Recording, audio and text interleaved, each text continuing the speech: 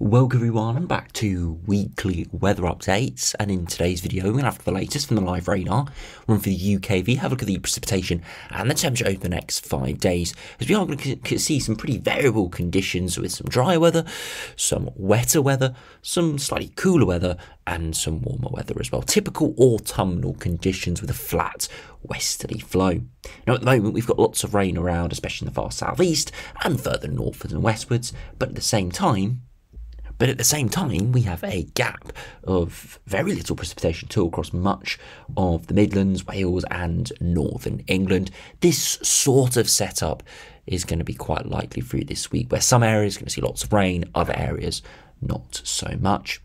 As we get into the second half of the video, we'll see what the longer range has in store. Of course, now only 10 days away from Halloween, so we're starting to get a little bit more of a reliable picture, and it does look like it could be a fairly dry Halloween in the south, maybe wetter further northwards, as we do see a battle between low pressure coming out of Greenland and Iceland up against higher pressures trying to extend out of Europe. And as we saw in yesterday's video, the longer range prospects do have a lot of high pressure involved, potentially even some blocking in that longer range. Models are a little bit in a disagreement about the exact positioning, but as I said, we'll look at that in the second half of the video. So do remember, if you enjoy my videos, make sure to like and subscribe, and remember to follow me on Twitter as well, the link's in the description.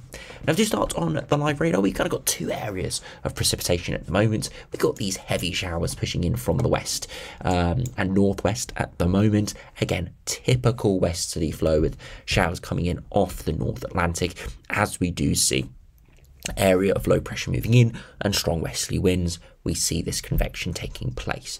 Some more persistent rain across western Scotland, where it's banded together over the hills and mountains, because even most it is on and off showers. Some heavier pulses within that, but as I said, they should move through pretty quickly because it is showers. But you can see across the southeast we do have some more persistent rain that looks like it's moving in, but actually for much of the day this has just skirted the far southeast corner and is unlikely to move further inland than it is at the moment. For parts of Sussex and Kent specifically, we have seen quite a lot of rain through today. But you go slightly further northwards into London, I've seen very little at all, just a bit of thicker cloud during the afternoon. If you do put on the temperatures, of course this evening it's not particularly warm, but it's not particularly cold either. With the westerly flow, we're expecting average to slightly above average temperatures, and you see lots of yellow around, so indicating temperatures still in the double digits as we head towards 7 o'clock in the evening. Now, if you look at the past 24-hour precipitation, I just want to highlight that rain we've seen across the far southeast really confined to those coastal areas down towards Brighton and Eastbourne. We've seen a huge amount of rain in the past 24 hours, but exceptionally locally. You go 10, 20 miles further northwards, and we've seen little to nothing at all. As we head towards London, there has been very little rain at all, so you can see very localised, very heavy rain across northern France, but it is now moving northwards and eastwards and hopefully should stay away. Further northwards you can see the heavy showers that have moved in, and again leaving their mark especially across western Scotland. Now, if you go over to the UKV now, you can see as we head through the rest of this evening, those showers in the north and west will continue to push in. That rain towards the southeast will pull away, and we'll just see some more showers as we head into Tuesday morning. For much of Tuesday, it's actually going to be pretty dry. A few odd showers around, but for most it's pretty sunny and not too bad at all. Again, we've got this battle between high pressure and low pressure, and it looks like for Tuesday high pressure will be more firmly in control with very few showers around. As we head into Wednesday, you see thicker cloud moving in. That's signs of a weather front approaching, but it doesn't make much progress through Wednesday. Very little progress at all, stays off screen, and that's because again it's coming up against that higher pressure. Now as we head into Thursday, we eventually see that weather front finally pushing in, and you see it is quite hefty along it, and it takes very slow progress, eventually clearing through Friday morning. So it takes well over 24 hours for this weather front to spread from the west coast of Ireland through East Anglia. A long time. Sometimes these weather fronts can move from Western Ireland to East Anglia in 6 to 12 hours, almost half that speed, if not slower, and that's all because of that higher pressure holding that weather front at bay. Eventually, though, it does win out, and you see as we head towards the latter parts of the week, more showers around through Friday, but nothing too hefty, and another area of precipitation moving in for the weekend. So you see highly variable conditions, rain more likely in the west, but it will push through eastwards at times, especially through Thursday into Friday. But at the moment, it doesn't actually look all too bad, and that's the power of a stronger European high, just holding off that Atlantic onslaught. Now, if you look at the max temperatures as we head into Tuesday, you can see temperatures aren't too bad, 15, 16 at best. Not great further northwards, but really for the time of year, it's actually not too bad. Average to slightly above average. As we head into Wednesday, similar conditions, again 14 to 16 degrees, again slightly above average for late October. And then as we finally head in towards Thursday and Friday, very similar, mid to high teens, and Friday is a little bit chillier with that weather front having cleared through, but still double digits for most, maybe more single digits over higher ground, and the further northwards and westwards you go. So really not too bad of a week. You can see there will be rain around, there will be some chillier conditions perhaps later in the week, but overall it is really not bad for October. We can see much worse conditions like we saw over the weekend with Storm Ashley. We can see those sort of conditions persist. Not named storm every day, but those sort of heavy bands of rain, stronger winds, we can see that persist for long periods of time, for long stretches during the autumn. Unfortunately, we're in a bit of a lull at the moment, and that looks like it could last through towards the end of October. Now, if you look at that longer range, you can see why it is slightly drier for many at the moment, and that is because we've got this high pressure slowly building in, and that's why we drive for much of this week.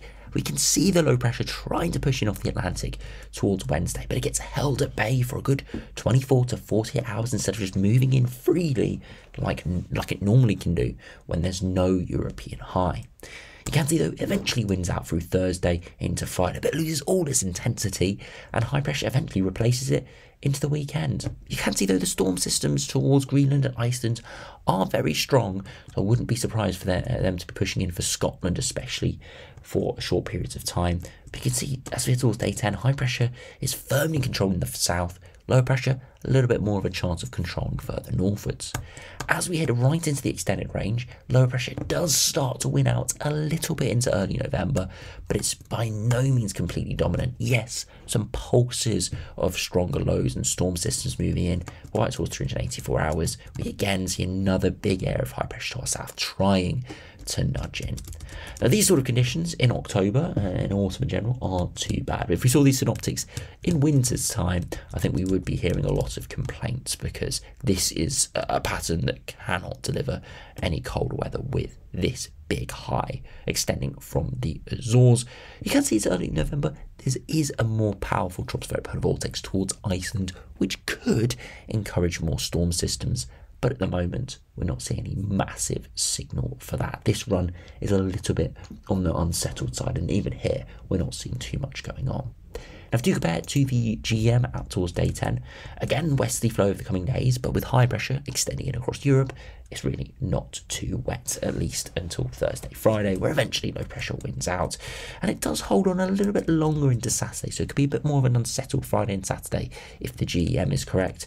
And then into the longer range, high pressure still holds to the south, so the northwards, a bit more low pressure, trying to push in, but it's still looking pretty dry and pretty mild, if not warm, with this extension of very warm air trying to nudge up from the south. One interesting feature is the tropospheric polar vortex is pushing slightly further eastwards towards Scandinavia. That could open the door for this high pressure to nudge further westwards and northwards. That could encourage something slightly colder. These high pressure systems building over the top of us will prevent colder weather if they cannot push northwards or westwards, or even eastwards up towards Scandinavia. But if they can, like this is potentially setting up for, then there is the risk of something slightly chillier into November. And this is why I said at the beginning of the video, some of the long range charts are differing slightly in their longer term prospects, and this is one of those where the tropospheric polar vortex is slightly displaced eastwards away from Greenland and Iceland, and it could allow for the potential of a bit of northern blocking. But for being honest, no massive signal. We're just speculating from what the outlook is at day 10 here. If you compare it to the ECMWF, again, westerly flow at the moment with generally higher pressure in control. Low pressure squeezes in through Friday into Saturday, could give quite a few showers as we start the weekend. But then into the following week, high pressure generally takes over, and right towards day 10, it's built right over the top of us and actually looks fairly warm and fairly dry. And we can see this emphasised from the latest ensembles. Look at this. If we just refresh it, you can see generally we are average over the next couple of weeks, slightly above, slightly below at times, but out to early November, which is the extent of the latest midday run, we are seeing, as I said, not too much deviation in temperature, some probably more going above average than below average, but nothing, huge in terms of its signal and its dominance. But you can see precipitation is low. There is precipitation later this week, as expected, as we saw in the UKV. But beyond that, there really isn't too much in the way of persistent precipitation. And of course, we are looking at London, very far south, so that's kind of expected with the outlook we have.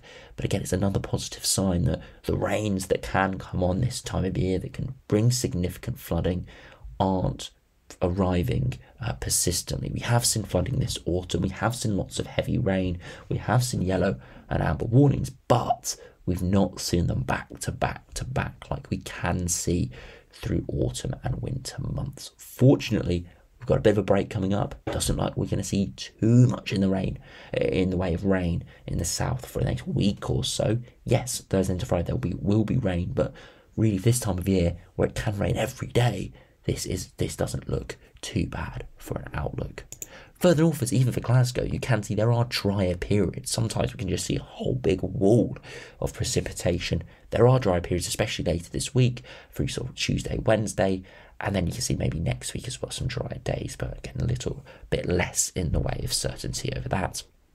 And finally, if we compare to the ECMWF ensembles, again, broadly very similar, hovering around average over the next couple of weeks.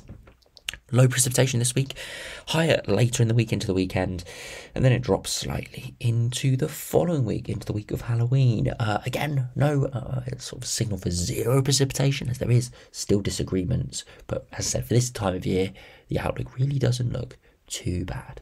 So anyway, thanks for watching, hope you enjoyed, subscribe if you're new, and I'll see you again for another video soon.